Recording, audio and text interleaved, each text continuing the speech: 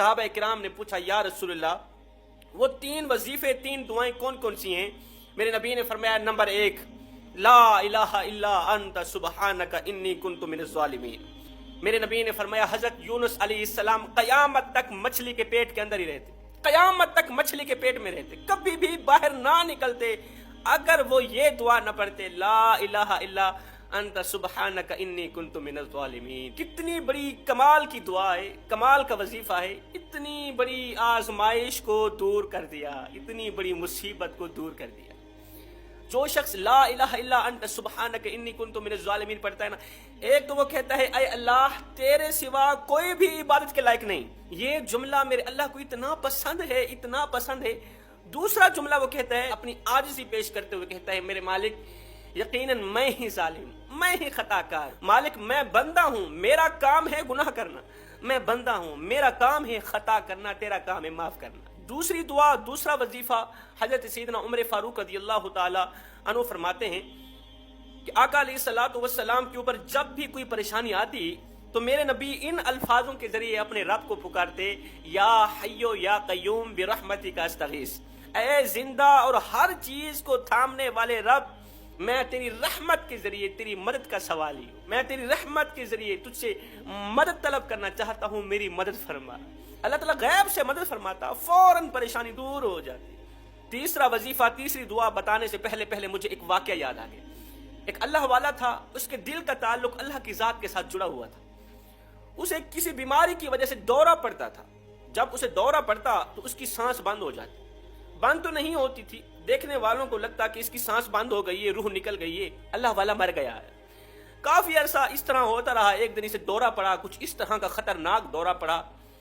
حکیم آئے، طبیب آئے، انہوں نے نبض چیک کی، انہوں نے کہا کہ بابا جی انتقال کر گئے ہیں، بابا جی مر گئے ہیں، اللہ کو پیارے ہو گئے۔ بابا جی کو غسل دیا گیا، اس کا جنازہ پڑھایا گیا، اس کی تدفین کی گئی، اسے مٹی کے سپرد کرنے کے بعد لوگ گھر آ گئے، پیچھے ایک بار پھر سے اس کی سانس بحال ہوئی، ایک بار پھر سے اس کی روح بحال ہوئی۔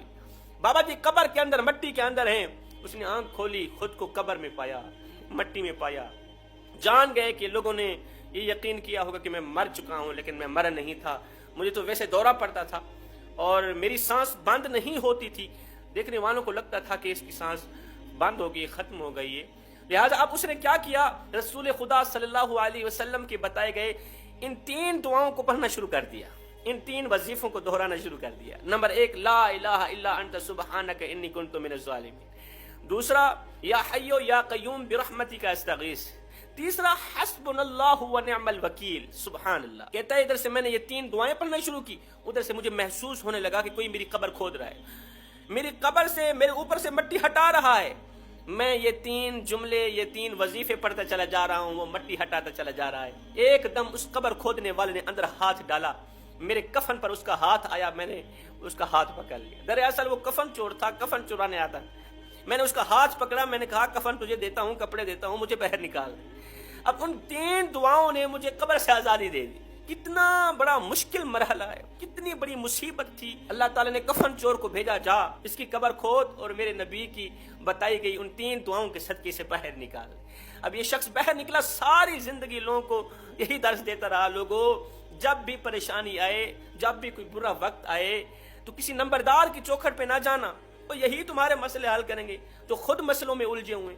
فرمایا جب بھی پریشانی آئے، برا وقت آئے، تم کسی مصیبت میں پھنسنے لگو تو فرمایا لا الہ الا انت سبحانک انی کنت من الظالمین حسبنا اللہ ونعم الوکیل۔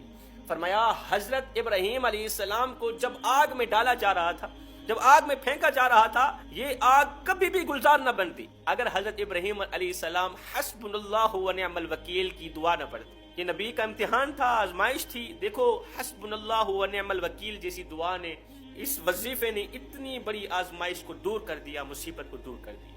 تو فرمایا تمہاری زندگی میں جب بھی کوئی پریشانی آئے، مصیبت آئے، جب تم دیکھو کہ مصیبتوں نے، بیماریوں نے تمہارے گھر کو جکڑ رکھا ہے اور تمہاری دعا بھی قبول نہیں ہوتی، اللہ تعالیٰ شفا نہیں دے رہا، تمہاری کوئی بھی دعا قبول نہیں ہو رہی، تو فرمایا ان 3 وظیفوں کے ذریعے تم اللہ سے دعا مانگا کرو۔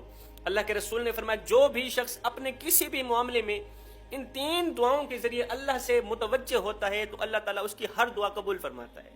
میں دعا کرتا ہوں مالک ہمیں ہر ایک دعا کرنے سے پہلے یہ 3 جملے، 3 وظیفے دہرانے کی توفیق عطا فرمائے۔